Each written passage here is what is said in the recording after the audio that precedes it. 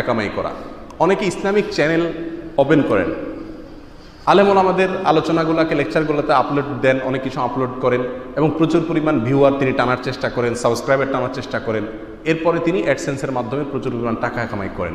YouTube চ্যানেলে অ্যাডসেন্সের মাধ্যমে টাকা কামাই করা জায়েজ নাই।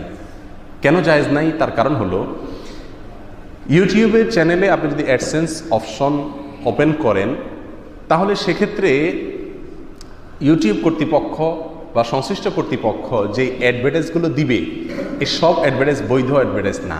এখানে নারীর দেহ প্রদর্শিত হবে, এখানে মিউজিক আসতে পারে, এখানে হারাম জিনিসে অ্যাডভার্টাইজ হতে পারে। আপনার চ্যানেলের মাধ্যমে আপনি হারাম অ্যাডভার্টাইজে সহায়তা করলেন। আল্লাহ বলেছেন তাআওয়ানু আলাল বিররি ওয়াত তাকওয়া ওয়া লা তাআওয়ানু আলাল ইসমি ওয়াল উদওয়ান। অন্যায়ের কাজে সহযোগিতা করা অন্যায় কাজ করা সমান। বিধায় আপনার চ্যানেলে এই অ্যাডসেন্সের অপশন ওপেন করার মাধ্যমে অনেক হারামের প্রচার আপনি করছেন।